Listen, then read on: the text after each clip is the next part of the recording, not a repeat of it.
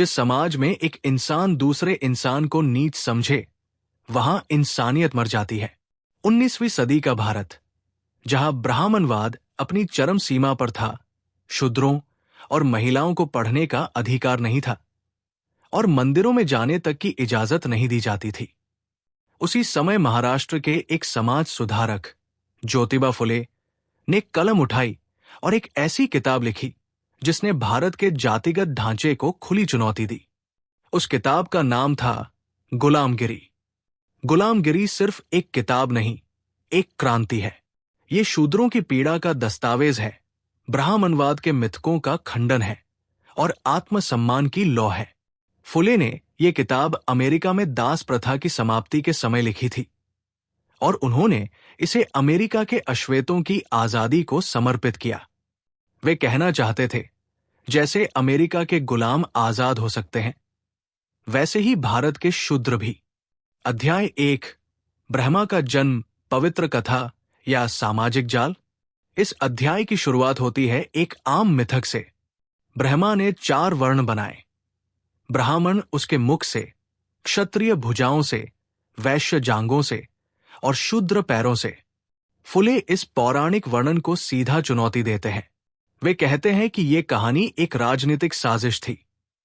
ब्राह्मणों ने अपने प्रभुत्व को स्थापित करने के लिए ऐसी कहानियां गढ़ी ताकि शूद्रों और स्त्रियों को हमेशा दबाकर रखा जाए।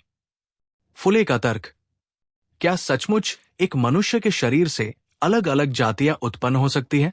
यदि सब इंसान ब्रह्मा की संतान है, तो कोई नीच और कोई ऊंच कैसे हो सकता है?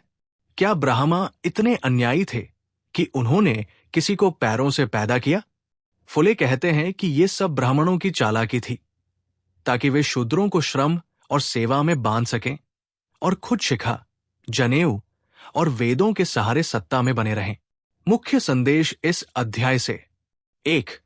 धार्मिक ग्रंथों में लिखी बातें हमेशा सच नहीं होती। 2. जातिवाद एक सोची समझी स्क्रिप्ट है जिसका उद्देश्य सत्ता बनाए रखना है। 3. शूद्रों को यह समझना चाहिए कि वे जन्म से गुलाम नहीं, बल्कि बनाए गए गुलाम हैं। संवाद शैली: इस अध्याय में ज्योतिबा फुले और एक पात्र धोंडिबा के बीच संवाद है। जैसे, धोंडिबा: फुले भाई, क्या ब्राह्मण वाकई ईश्वर के मुख से उत्पन्न हुए हैं? फुले: धोंडिबा, अगर ब्राह्मण मुख से पैदा हुए तो क्या बाकी जातियां उनके जूते बनकर रहेंगी? ये पाखंड है, सच नहीं। निष्कर्ष: इस अध्याय में फुले ने जो काम किया है वो सिर्फ आलोचना नहीं, बल्कि बुद्धि को जगाना है। वे पाठकों को सोचने पर मजबूर करते हैं। जो सदियों से हम मानते आए हैं, क्या वह सच में हमारा भला करता है या किसी और का हित साधता है? अध्याय 2, मनुस्मृति धर्म नहीं, दमन का दस्तावेज। प्रस्तावना: इस अध्याय में ज्योतिबा फुले सीधे टकराते हैं मनुस्मृति से, उस ग्रंथ से जिसे ब्राह्मणों ने धर्मशास्त्र कहा और शूद्रों को सदियों तक उसी के आधार पर गुलाम बनाए रखा। फुले कहते हैं कि मनु कोई ईश्वर नहीं था, वो एक ब्राह्मण था जिसने अपने वर्ग के हित में ऐसे नियम बनाए जो शूद्रों और स्त्रियों को नीच, अछूत और गुलाम बना देते हैं। मनुस्मृति में क्या है? 1. शूद्रों को वेद पढ़ने की मनाही। अगर कोई शूद्र वेद सुन ले तो उसके कान में पिघला हुआ सीसा डालने की आज्ञा दी गई है।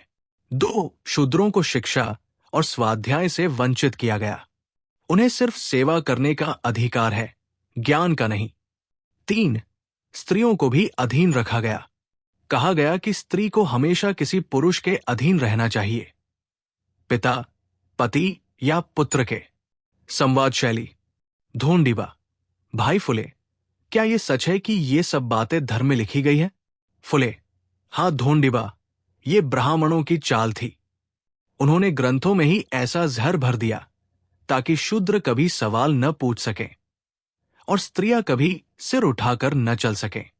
फुले का तर्क: क्या ईश्वर इतना अन्यायी हो सकता है कि वह किसी को सिर्फ सेवा के लिए और किसी को सिर्फ पूजा के लिए बनाए? अगर धर्म इंसान को जोड़ता है तो फिर यह धर्म क्यों तोड़ता है?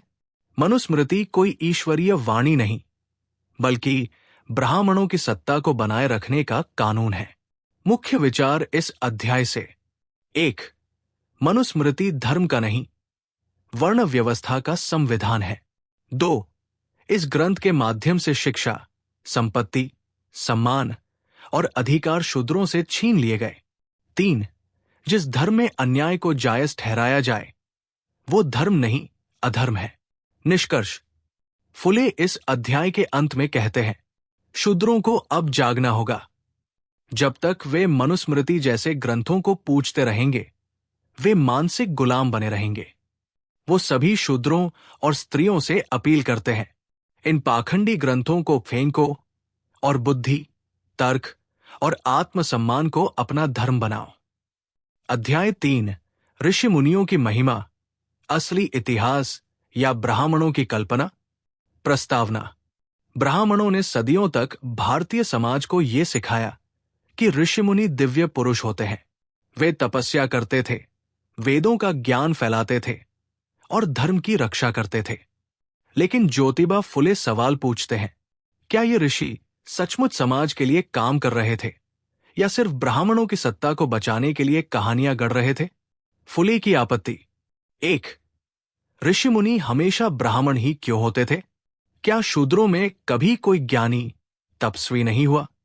क्यों सिर्फ ब्राह्मण ही वेदों के ज्ञाता कहलाए और बाकी समाज को अज्ञानी बताया गया? 2. पौराणिक कथाओं में शूद्रों को हमेशा राक्षस, असुर, दुर्बुद्धि क्यों बताया गया? ये ब्राह्मणों की एक रणनीति थी जिससे वे खुद को श्रेष्ठ और दूसरों को तुच्छ दिखा सके। 3. क्या वेद और पुराण सच्चा इतिहास है?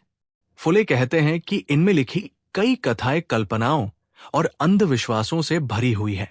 संवाद शैली: ढोंडिबा: भाई, सब कहते हैं कि हमारे ऋषि मुनि बहुत महान थे, क्या वे झूठे हैं?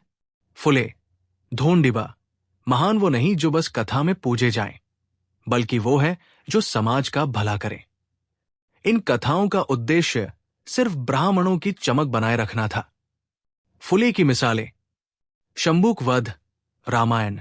जब एक शूद्र तप कर रहा था तो भगवान राम ने उसे मार दिया क्योंकि वह अपने धर्म से ऊपर उठ रहा था। फुले कहते हैं, क्या ईश्वर भी जाति देखकर न्याय करता है? एकलव्य की कहानी: महाभारत ब्राह्मण गुरु ने एक आदिवासी बालक से उसका अंगूठा मांग लिया ताकि वो क्षत्रिय से आगे न बढ़ सके।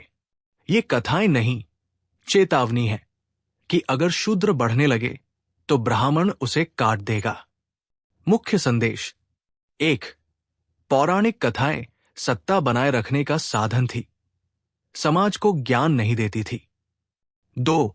इन ऋषियों ने केवल ब्राह्मण जाति के हित की बात की, बाकी समाज को गुलाम बनाए रखा। 3.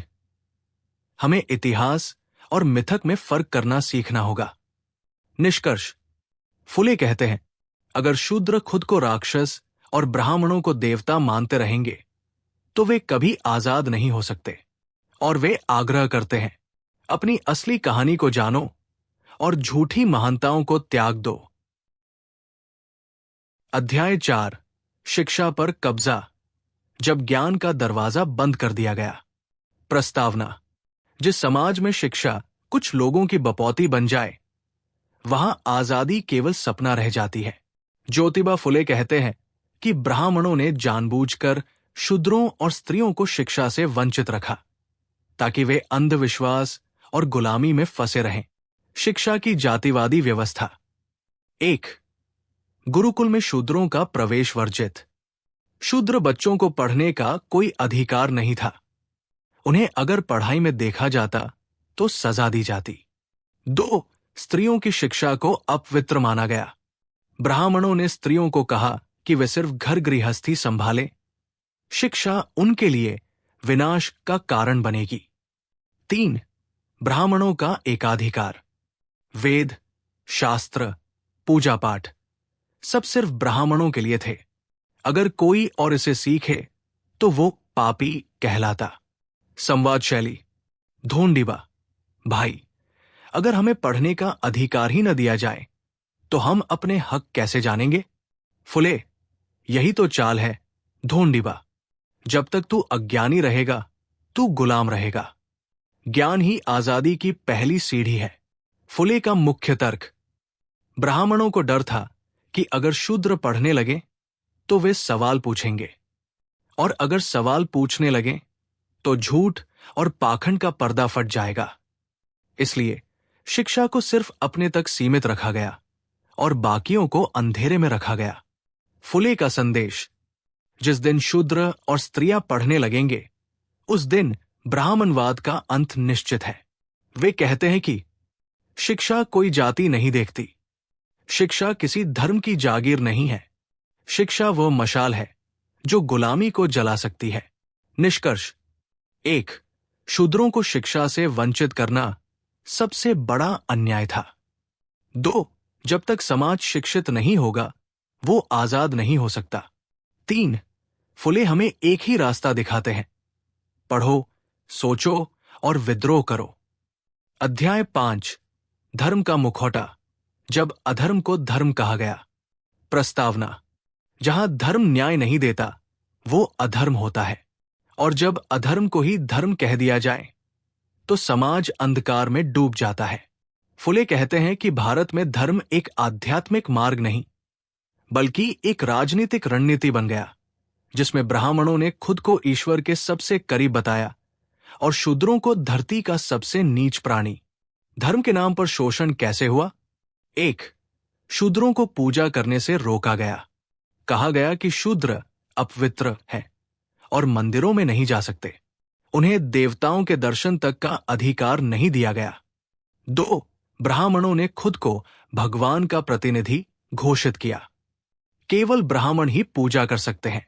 समाज को यह विश्वास दिलाया गया कि ईश्वर भी जाति देखकर कृपा करता है। 3. धर्म ग्रंथों का सहारा लेकर अन्याय को न्याय बताया गया।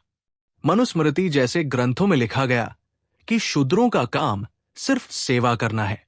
इन्हीं ग्रंथों को धर्म की किताबें बताकर उन्हें शाश्वत सत्य बना दिया गया। संवाद शैली। ढोंढिबा। भाई, सब कहते हैं कि ये सब ईश्वर की मर्जी है। क्या सच में भगवान चाहता है कि हम नीच रहें? फुले। ढोंढिबा। असली भगवान कभी अन्याय नहीं करता। ये ईश्वर की मर्जी नहीं, ब्राह्मणों की चाल है। फुले की विवेचना। उन्होंने बताया कि असली धर्म वह है जो समानता, करुणा और न्याय सिखाए। लेकिन ब्राह्मणों का गढ़ा हुआ धर्म डर, हीनता और गुलामी सिखाता है। धर्म को हथियार बनाकर इंसान को इंसान से हीन बना दिया गया। मुख्य विचार। 1. धर्म अगर किसी को छोटा या अपवित्र कहे तो वो धर्म नहीं, अधर्म है। 2. फुले धर्म के नाम पर चल रहे सारे पाखंडों को चुनौती देते हैं। 3. वे कहते हैं कि ईश्वर को जाति से नहीं, इंसान की बुद्धि और भलाई से मतलब होता है। निष्कर्ष। धर्म ने शूद्रों को गुलाम बनाए रखने में सबसे बड़ी भूमिका निभाई। लेकिन अब समय आ गया है कि हम धर्म का पुनर्पाठ करें, संवेदनशीलता और न्याय के साथ। फुले का संदेश साफ है, झूठे धर्म को छोड़ो, इंसानियत को अपनाओ। अध्याय 6, नारी का स्थान, जब औरत भी गुलाम बना दी गई। प्रस्तावना। जिस समाज में औरत गुलाम है वहां कोई भी पुरुष आजाद नहीं रह सकता। फुले कहते हैं कि शूद्रों की तरह स्त्रियां भी एक गहरी मानसिक और सामाजिक गुलामी में थी।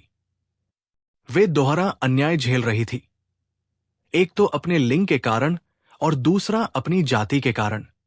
नारी की हालत कैसी थी? 1. शिक्षा से वंचित। लड़कियों को पढ़ाना पाप कहा गया। कहा गया कि पढ़ी लिखी लड़की बिगड़ जाती है। 2. बाल विवाह और विधवा उत्पीड़न। छोटी उम्र में शादी, फिर विधवा होने पर जिंदगी भर का अंधकार। बाल विधवाओं का मुंडन, सफेद कपड़े, सामाजिक बहिष्कार। 3. स्त्री को दासी और सेविका की भूमिका तक सीमित किया गया। उसका काम सिर्फ पति की सेवा और संतान पालन बताया गया। सोचने, बोलने, सवाल करने का कोई अधिकार नहीं। संवाद शैली। ढोंढिबा। भाव। क्या हमारी मांबनों की ये हालत भी धर्म की देन है? फुले। हाथ ढोंढिबा। जो धर्म स्त्री को नीचा दिखाए वो अधर्मी धर्म है, हमें उसे बदलना ही होगा। फुले का आह्वान। 1. स्त्री को शिक्षा का अधिकार दो। 2. उसके विचारों का सम्मान करो। 3. उसे केवल पत्नी या मां नहीं, एक स्वतंत्र इंसान समझो। फुले की विचारधारा। वे कहते हैं कि समाज की असली रीढ़ स्त्री है। यदि स्त्री को शिक्षित और जागरूक बनाया जाए तो पूरा समाज बदल सकता है। अगर तुम सच में समाज सुधारना चाहते हो तो पहले औरत को उसकी गरिमा दो। निष्कर्ष। स्त्री के साथ किया गया अत्याचार केवल पारिवारिक नहीं, सामाजिक अपराध है। फुले पहले भारतीय सुधारक थे जिन्होंने स्त्री शिक्षा, विधवा पुनर्विवाह और नारी गरिमा के लिए खुलकर आवाज उठाई। अध्याय 7। देवताओं की असलियत, जो असल में राक्षस थे। प्रस्तावना। इतिहास को जीतने वाले लिखते हैं, लेकिन फुले उसे चुनौती देते हैं। इस अध्याय में फुले कहते हैं कि राम, कृष्ण, विष्णु आदि को देवता नहीं, बल्कि राजनीतिक विजेता माना जाना चाहिए, जिन्होंने अपने विरोधियों को राक्षस कहकर बदनाम किया। राक्षस कौन थे? देवता कौन? 1. राक्षस, असुर, दानव, नाग। ये थे मूल निवासी शूद्र, जिनका रंग काला था, जो तपस्वी और कर्मठ थे। लेकिन आर्यों ने उन्हें राक्षस कहकर नीचा दिखाया। 2. देवता, आर्य आक्रांता, जो बाहर से आए और छलबल से शासन हथियाया। राम ने बाली और रावण को मारा, पर क्या वे राक्षस थे या बस प्रतिद्वंदी? 3. इतिहास का पलटना। फुले कहते हैं, जो जीत गया उसने खुद को देव कहा, जो हारा उसे राक्षस बना दिया गया। संवाद शैली। धोंडिबा। भाव, रावण तो विद्वान और शिवभक्त था, फिर क्यों उसे राक्षस कहा गया? फुले, क्योंकि वो ब्राह्मणों के खिलाफ था, शूद्रों का पक्षधर था, इसीलिए उसे बुरा बनाकर इतिहास में बदनाम किया गया। फुले की विवेचना। वे रामायण और महाभारत को राजनीतिक दस्तावेज मानते हैं, धार्मिक नहीं। उन्हें लगता है कि इन ग्रंथों ने शूद्रों को सदियों तक मानसिक रूप से गुलाम बनाए रखा। देवताओं का असली चेहरा जानो, कहीं वे तुम्हारे शोषक तो नहीं? मुख्य विचार। 1. देवता की परिभाषा इतिहास ने बनाई है, सच्चाई छुपाई गई है। 2. जो लोग इंसानियत और श्रम के पक्षधर थे, उन्हें राक्षस कहकर कलंकित किया गया। 3. असली बुराई जाति व्यवस्था में है, जिसे धर्म और मिथकों ने मजबूत किया। निष्कर्ष। फुले का मकसद किसी की आस्था पर हमला करना नहीं, बल्कि छुपे हुए सामाजिक अन्याय को उजागर करना है। वे लोगों को सोचने, सवाल करने और इतिहास को नए नजरिए से देखने के लिए प्रेरित करते हैं। अध्याय 8। ब्राह्मणों की चालें और जाति की साजिश। प्रस्तावना। धर्म तब तक पवित्र नहीं हो सकता जब तक वो इंसान को बराबरी न दे। फुले कहते हैं कि ब्राह्मणों ने जानबूझकर ऐसी धार्मिक कहानियां गढ़ी जिससे उनकी सर्वोच्चता बनी रहे और शूद्र आत्मग्लानि में डूबे रहें। मुख्य विचार। 1. कर्म सिद्धांत एक मानसिक जाल। कहा गया कि गरीब होना, शूद्र होना तुम्हारे पूर्वजन्म के पापों का फल है। लोग चुपचाप अत्याचार सहते रहे, सोचते रहे कि यही उनका भाग्य है। 2. मनुस्मृति और धर्मशास्त्र ब्राह्मणवादी नीति के औजार। इन ग्रंथों में साफ लिखा है कि शूद्रों को पढ़ने, जानने और सोचने का अधिकार नहीं। अगर कोई शूद्र वेद सुन ले तो उसके कान में पिघला सीसा डाल देना चाहिए। 3. पंडितों की भूमिका अज्ञान फैलाने में माहिर। वे ऐसे कर्मकांड सिखाते हैं जो आम आदमी की मुक्ति में नहीं, उलझन में डालते हैं। उन्होंने सत्य, बुद्धि और विचार को दबा दिया। संवाद शैली। धोंडिबा। भाव, क्या भगवान ने ही हमें शूद्र बनाया है? फुले, नहीं धोंडिबा, ये ब्राह्मणों की चाल है। भगवान सभी को बराबर बनाता है, ये भेद तो मनुष्य का बनाया हुआ है। फुले की चेतावनी। ब्राह्मणों ने धर्म का इस्तेमाल सत्ता बनाए रखने के लिए किया। उन्होंने जानबूझकर शिक्षा से शूद्रों को दूर रखा ताकि वे कभी सवाल न पूछ सकें। जब तक तुम धर्म ग्रंथों के नाम से डरते रहोगे, तब तक गुलाम ही रहोगे। फुले का आह्वान। 1. धर्म की असली परिभाषा समझो जो सभी को बराबरी दे। 2. अंधविश्वास और जाति की बेड़ियों को तोड़ो। 3. सोचो, पढ़ो और खुद को जानो। निष्कर्ष। इस अध्याय में फुले ने लोगों को मानसिक और धार्मिक गुलामी से बाहर निकलने की प्रेरणा दी है। उन्होंने कहा कि जब तक ब्राह्मणवाद का पर्दाफाश नहीं होता, तब तक सामाजिक स्वतंत्रता संभव नहीं। अध्याय 9। असली धर्म क्या है? समानता या ऊंच नीच? प्रस्तावना। जिस धर्म में इंसान के बीच फर्क हो, वो धर्म नहीं, शोषण है। फुले इस अध्याय में सीधे तौर पर पूछते हैं, क्या ईश्वर जातिवादी है? अगर नहीं, तो फिर धर्म ग्रंथों में जातियों की इतनी ऊंच नीच क्यों है? मुख्य विचार। 1. ईश्वर सभी का एक समान पिता है। फुले कहते हैं, अगर ईश्वर ने सभी को बनाया है, तो कोई कैसे ऊंचा और कोई नीचा हो सकता है? 2. ब्राह्मणों ने धर्म को व्यापार बना दिया। उन्होंने पूजा पाठ, यज्ञ और कर्मकांड बेचकर समाज पर आध्यात्मिक दबदबा बना लिया। धर्म का असली उद्देश्य नैतिकता, सेवा और समता खो गया। 3. धार्मिक ग्रंथों की आलोचना। फुले मनुस्मृति, पुराणों और वेदों की आलोचना करते हैं, क्योंकि उनमें शूद्रों को अछूत, सेवक और अज्ञानी बताया गया है। 4. सच्चा धर्म क्या सिखाता है? सबके साथ एक जैसा व्यवहार, स्त्रियों और शूद्रों को समान अधिकार, न्याय, स्वतंत्रता और शिक्षा। संवाद शैली। ढोंढिबा। भाव। क्या बिना पूजा किए कोई धार्मिक हो सकता है? फुले। अगर तुम दूसरों के साथ न्याय करते हो, गरीबों की मदद करते हो और झूठे कर्मकांड में नहीं फंसते, तो तुम मुझसे ज्यादा धार्मिक हो। फुले का संदेश। धर्म को सिर्फ मंदिरों, वेदों और पुजारियों तक मत सीमित करो। अगर तुम्हारा धर्म किसी को नीचा दिखाए, तो वो धर्म नहीं, अधर्म है। इंसानियत ही सबसे बड़ा धर्म है। फुले का नारा। सच्चा धर्म वही है जो सभी को बराबरी दे, बाकी सब ढोंग है। निष्कर्ष। फुले ने इस अध्याय में धर्म को मानवता के चश्मे से देखने की अपील की है। वे कहते हैं, जातिवादी धर्म इंसान को तोड़ता है, असली धर्म जोड़ता है।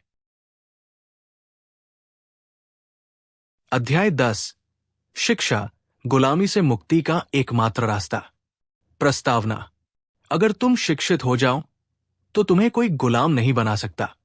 फुले इस अध्याय में कहते हैं कि अज्ञानता ही असली गुलामी है। ब्राह्मणों ने सदियों तक शिक्षा से शूद्रों को दूर रखा, ताकि वे शोषण को ईश्वरीय व्यवस्था समझते रहें। मुख्य विचार। 1. ब्राह्मणों की चाल शिक्षा से वंचित करना। वेद, पुराण, शास्त्र सब सिर्फ ब्राह्मणों के लिए थे। शूद्रों को पढ़ने का अधिकार नहीं, सिर्फ सेवा करने का हुक्म। 2. शिक्षा ही असली समानता का द्वार। फुले कहते हैं, जो शिक्षित है वही सोच सकता है, सवाल कर सकता है और अत्याचार का विरोध कर सकता है। शिक्षा शूद्रों को आत्मगौरव और आत्मनिर्भरता देती है। 3. स्त्रियों की शिक्षा पर बल।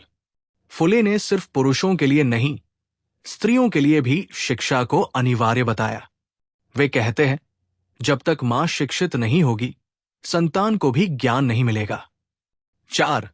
अंग्रेजों का आभार। फुले ब्रिटिश शासन की शिक्षा नीति की सराहना करते हैं, क्योंकि उसने शूद्रों को भी स्कूल में दाखिला लेने का अवसर दिया। लेकिन वे चेताते हैं कि सिर्फ अंग्रेजी सीखना काफी नहीं, आत्मसम्मान भी सीखना होगा। संवाद शैली। ढोंढिबा। भाव। अगर हमें स्कूल से निकाल दिया जाए तो? फुले। तो अपने घर को स्कूल बना लो। पेड़ के नीचे पढ़ो, लेकिन पढ़ना मत छोड़ो। फुले का सशक्त संदेश। शिक्षा ही वो मशाल है जो अंधकार को मिटा सकती है। जिस दिन शूद्र शिक्षित हो जाएंगे, उस दिन ब्राह्मणवाद की नींव हिल जाएगी। निष्कर्ष। इस अध्याय में फुले ने शिक्षा को सामाजिक क्रांति का मूल बताया है। वे कहते हैं, शिक्षा सिर्फ किताबी ज्ञान नहीं, बल्कि सोचने, समझने और लड़ने की शक्ति है। अध्याय 11, गुलाम कैसे बनते हैं, मन की बेड़िया। प्रस्तावना, जो मन से डर गया वो बिना जंजीर के भी बंदी हो गया। फुले इस अध्याय में एक बहुत गहरी बात कहते हैं। ब्राह्मणों ने तलवार या ताकत से नहीं, बल्कि मानसिक डर और धार्मिक भ्रम फैलाकर शूद्रों को गुलाम बनाया है। मुख्य विचार: 1. धार्मिक भ्रम के जरिए मानसिक गुलामी। ब्राह्मणों ने यह विश्वास बैठा दिया कि शूद्रों की सेवा करना उनका धर्म है। उन्हें यह सोचने तक नहीं दिया कि वे भी बराबरी के अधिकारी हैं। 2. पिछड़ों में आत्महीनता। शूद्र खुद को नीचा, अज्ञानी और अयोग्य मानने लगे। ये आत्महीनता उनकी असली ताकत को कुचलने लगी। 3. भय ईश्वर का या ब्राह्मण का। फुले सवाल करते हैं, क्या ये डर ईश्वर का है या पुजारियों द्वारा पैदा किया गया है? पूजा न करने पर पाप, दान न देने पर नरक। ऐसे डर लोगों को गुलाम बनाए रखते हैं। 4. गुलामी को अपना भाग्य मान लेना ही सबसे बड़ी गुलामी है। जब कोई सोचने लगे कि यही मेरी किस्मत है, तो वो बदलाव की संभावना को ही खत्म कर देता है। फुले कहते हैं, सोच बदलो, तभी समाज बदलेगा। संवाद शैली: धूंडिबा, भाव, अगर हम सच में नीच जाति के हैं तो? फुले: धूंडिबा, अगर तू ऐसा सोचता है तो ये तेरी जाति की नहीं, तेरी सोच की गुलामी है। फुले का परिवर्तनकारी संदेश: गुलामी पहले दिमाग में बसती है। जब तुम खुद को नीचा समझना बंद कर दोगे तो कोई तुम्हें नीचा दिखा नहीं पाएगा। निष्कर्ष: इस अध्याय में फुले मानसिक श्रृंखलाओं को तोड़ने का आह्वान करते हैं। वे कहते हैं, असली क्रांति सोच में होती है। अगर सोच आजाद हो जाए तो इंसान की कोई सीमा नहीं होती। अध्याय 12, ब्राह्मणों का षड्यंत्र, पुराणों की साजिश। प्रस्तावना, जहां तर्क बंद हो जाए वहां पाखंड शुरू होता है। फुले इस अध्याय में कहते हैं कि पुराण कोई इतिहास नहीं, बल्कि ब्राह्मणों द्वारा गढ़ी गई झूठी कहानियां हैं, जिनका मकसद सिर्फ ये था कि वे खुद को भगवान का प्रतिनिधि और दूसरों को गुलाम सिद्ध कर सकें। मुख्य विचार: 1. पुराणों का उद्देश्य भय और भ्रम। ये कथाएं राजा, राक्षस, देवता और धर्म के नाम पर जनता में भ्रम और अंधविश्वास फैलाती है। उदाहरण, अगर शूद्र वेद सुने तो कान में सीसा डाल देना, ये कैसा धर्म? 2. जातिगत श्रेष्ठता का प्रचार।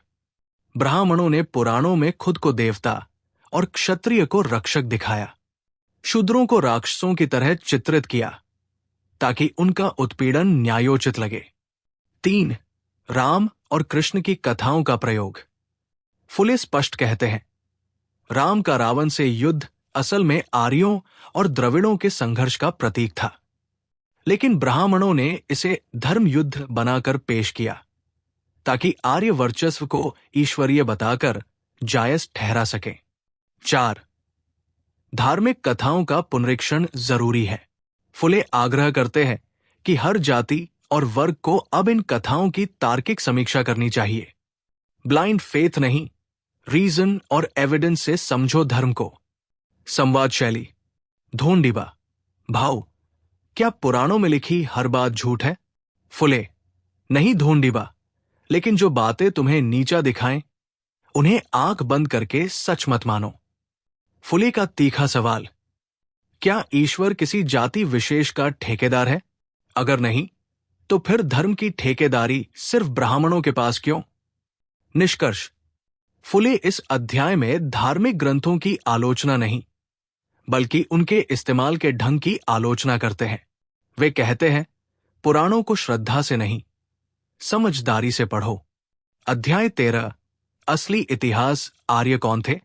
प्रस्तावना, जो अपने इतिहास को नहीं जानता वो हमेशा दूसरों की बनाई हुई झूठी पहचान ओढ़ता रहेगा। फुले इस अध्याय में तर्क के साथ ये साबित करते हैं कि आर्य विदेशी आक्रांता थे, जिन्होंने भारत पर आकर यहां के मूल निवासी, शूद्र और अतिशूद्र को पराजित किया और फिर धर्म के नाम पर उन्हें गुलाम बना लिया। मुख्य विचार: 1. आर्य भारत के मूल निवासी नहीं थे। वे मध्य एशिया से आए थे और युद्ध के जरिए भारत पर कब्जा किया। वे न तो किसान थे न श्रमिक। वे सिर्फ सत्ता और पूजा पाठ के माध्यम से शासन करते थे। 2. द्रविड़ और शूद्र भारत के असली निवासी। फुले कहते हैं कि द्रविड़ और शूद्र ही यहां के असली मूल निवासी थे, जिन्होंने कृषि, शिल्प और संस्कृति को समृद्ध किया। आर्य आकर इन्हीं लोगों को असभ्य कहकर नीच बनाने लगे। 3. आर्य बन गए ब्राह्मण और क्षत्रिय। आक्रांता आर्यों ने खुद को ब्राह्मण, धार्मिक नेता और क्षत्रिय, राजनीतिक नेता घोषित किया। बाकी जातियां शूद्र और अतिशूद्र गुलामी में धकेल दी गई। 4. धार्मिक हथियार से गुलामी। जब तलवारें काम नहीं आई तो आर्यों ने वेद और पुराणों को हथियार बनाया। जन्म से श्रेष्ठता का झूठा सिद्धांत गढ़ा गया। संवाद शैली: ढोंढिबा भाव: अगर आर्य बाहर से आए थे तो हम उन्हें भगवान मानकर पूजा क्यों करते हैं?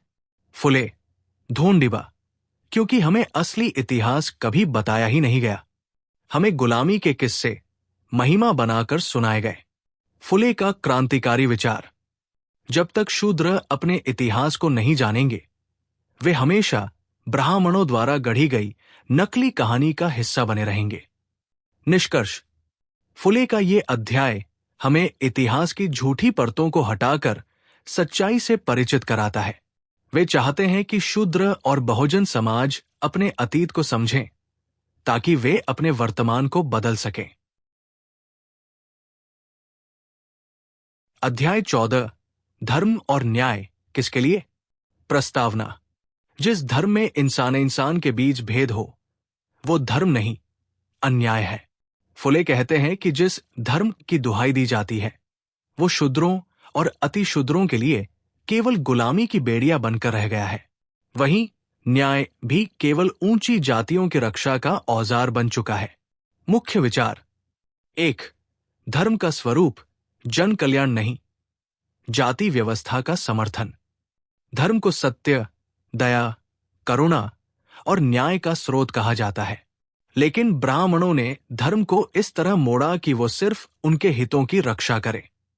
उदाहरण: शूद्रों को मंदिर में प्रवेश नहीं, वेद पढ़ने का अधिकार नहीं, पूजा करने का अधिकार नहीं। 2. न्याय केवल सवर्णों के लिए। जब कोई शूद्र न्याय मांगता है तो उसे कर्मों का फल कहकर चुप करा दिया जाता है। न्यायपालिका तक ब्राह्मणों और ऊंची जातियों के हाथों में रही, जिससे न्याय भी पक्षपाती बन गया। 3. शूद्रों के लिए धर्म का मतलब गुलामी। ब्राह्मणों ने यह स्थापित कर दिया कि शूद्रों की सेवा करना ही उनका धर्म है। उन्हें अपनी स्थिति से प्रश्न करने तक की आजादी नहीं थी। 4. सच्चा धर्म क्या है? फुले स्पष्ट करते हैं कि सच्चा धर्म वही है जो सबको समान माने। जो धर्म गुलामी, छुआछूत और स्त्री पुरुष भेद सिखाए वो धर्म नहीं, अधर्म है। संवाद शैली: ढोंढिबा भाव: अगर ये धर्म है तो क्या इंसाफ के लिए शूद्रों को इससे अलग हो जाना चाहिए? फुले: ढोंढिबा हमें सच्चे धर्म की ओर लौटना है, जहां न्याय सबके लिए हो और कोई इंसान गुलाम न हो। फुले का सीधा सवाल: किसका धर्म, किसका न्याय? क्या ये केवल ब्राह्मणों के लिए बना है? निष्कर्ष: फुले इस अध्याय में धर्म और न्याय की खोखली व्याख्याओं को नकारते हैं और समतामूलक समाज की जरूरत पर बल देते हैं। वे कहते हैं धर्म वही जो सबको बराबर माने, नहीं तो वो सिर्फ सत्ता की चाल है। अध्याय 15: शिक्षा आजादी की असली कुंजी। प्रस्तावना: ज्ञान वो सूरज है जो अंधकार को मिटा सकता है। फुले इस अध्याय में बताते हैं कि ब्राह्मणों ने सदियों तक शूद्रों को शिक्षा से दूर रखा ताकि वे अज्ञानी रहें और हमेशा गुलाम बने रहें। वे कहते हैं अगर शूद्रों को पढ़ने दिया जाता तो वे कभी भी अपने शोषण को स्वीकार नहीं करते। मुख्य विचार: 1. ब्राह्मणों की शिक्षा नीति, रोक और भेदभाव। शूद्रों को गुरुकुलों से बाहर रखा गया। वेद, पुराण, उपनिषद, इन पर सिर्फ ब्राह्मणों का अधिकार बनाया गया। अगर कोई शूद्र पढ़ने की कोशिश करता तो उसे दंड दिया जाता। 2. ज्ञान से डरते थे ब्राह्मण। ब्राह्मण जानते थे कि शिक्षा अगर सबको मिली तो उनका प्रभुत्व खत्म हो जाएगा। इसलिए उन्होंने अध्ययन केवल द्विजों के लिए जैसे नियम बनाए। 3. फुले की शिक्षा क्रांति। फुले ने 1848 में पुणे में शूद्रों और महिलाओं के लिए पहला स्कूल खोला। ये एक क्रांतिकारी कदम था क्योंकि इससे हजारों लोगों की सोच बदली। 4. शिक्षा आत्मगौरव प्लस स्वतंत्रता। फुले मानते थे कि अगर शूद्र पढ़ेंगे तो वे अपने अधिकारों के लिए लड़ेंगे। उन्हें यह समझ आएगा कि वे भी इंसान हैं, बराबरी के हकदार। संवाद शैली। ढोंढिबा, भाव, क्या ब्राह्मणों ने जानबूझकर हमें अनपढ़ रखा? फुले, ढोंढिबा, बिल्कुल, क्योंकि शिक्षा ही गुलामी की जंजीरें तोड़ सकती है। एक पढ़ा लिखा इंसान कभी अन्याय को चुपचाप नहीं सहता। फुले की प्रेरणादायक बात, अगर शूद्रों को पढ़ने दिया जाता तो वे खुद अपने पैरों पर खड़े होकर ब्राह्मणों की सत्ता को चुनौती दे सकते थे। निष्कर्ष, शिक्षा को शूद्रों से छीनकर ब्राह्मणों ने सिर्फ किताबों का नहीं, पूरे समाज का नियंत्रण अपने हाथ में लिया। फुले का संदेश साफ है, अगर आजादी चाहिए तो पहले शिक्षा लो, हर कीमत पर। अध्याय 16, आत्म साक्षात्कार और क्रांति का आह्वान। प्रस्तावना, अपने आप को जानो, अपने दुश्मन को पहचानो और फिर उसे पराजित करो। फुले इस अध्याय में शूद्रों से सीधे संवाद करते हैं, उन्हें जगाते हैं, उन्हें अपने अतीत, वर्तमान और भविष्य को समझने के लिए प्रेरित करते हैं। मुख्य विचार। 1. शूद्रों को अपने इतिहास की जानकारी नहीं। फुले बताते हैं कि शूद्र पहले इस देश के मूल निवासी थे, जिन्होंने सभ्यता और संस्कृति का निर्माण किया। ब्राह्मण बाहरी थे, आर्य आक्रमणकारी। उन्होंने शूद्रों को युद्ध में हराकर मानसिक और धार्मिक गुलाम बना दिया। 2. झूठे देवताओं की पूजा से मुक्ति। फुले कहते हैं कि ब्राह्मणों ने ऐसे देवी देवताओं की पूजा शुरू करवाई जिन्होंने शूद्रों का नाश किया। उदाहरण, परशुराम को देवता कहा गया जिसने शूद्रों का संहार किया था। यह धार्मिक धोखा है जिससे बाहर निकलना होगा। 3. आत्म साक्षात्कार, खुद को पहचानो। फुले का आग्रह है, तुम कमजोर नहीं हो, बस अज्ञानी बनाए गए हो। शूद्रों को अपने आत्मबल को पहचानकर अपनी चेतना को जागृत करना होगा। 4. संघर्ष और संगठन की आवश्यकता। फुले एकता पर जोर देते हैं, जब तक शूद्र संगठित नहीं होंगे तब तक बदलाव नहीं होगा। पढ़ाई, विचार विमर्श, लेखन और संगठन ही क्रांति के उपकरण हैं। संवाद शैली। ढोंढिबा, भाव, अब क्या करें? क्या कोई रास्ता बचा है? फुले, हाँ ढोंढिबा, रास्ता यही है, पढ़ो, सोचो, संगठित हो जाओ और खुद के लिए लड़ो। जब तक शूद्र उठेंगे नहीं, ब्राह्मणों की सत्ता गिरेगी नहीं। फुले का अंतिम संदेश, अब और मत सो। ये समय है जागने का, जानने का और जुल्म को खत्म करने का। तुम्हारा उद्धार किसी भगवान से नहीं, तुम्हारे अपने ज्ञान और एकता से होगा। निष्कर्ष, ये अध्याय गुलामगिरी की आत्मा है। ये सिर्फ आलोचना नहीं, बल्कि क्रांति का बिगुल है। फुले अपने शब्दों से एक नया युग शुरू करते हैं, जहां हर शूद्र को अधिकार, सम्मान और समानता मिले। समापन, गुलामगिरी का सार। ब्राह्मणवाद ने हजारों सालों तक शूद्रों को धर्म, शिक्षा और सत्ता से दूर रखा। ज्योतिराव फुले ने उनकी बेड़ियों को तोड़ने की नींव रखी, शिक्षा, सत्य और समानता के माध्यम से। यह किताब सिर्फ एक आलोचना नहीं, एक क्रांति का घोषणा पत्र है। अगर आपको यह वीडियो पसंद आया हो तो इसे लाइक करें, कमेंट करें और अपने दोस्तों के साथ शेयर करें। ऐसे ही और क्रांतिकारी और विचारोत्तेजक किताबों के सार जानने के लिए बुक सुनो चैनल को सब्सक्राइब करना ना भूलें। याद रखें, पढ़ना ही असली आजादी है।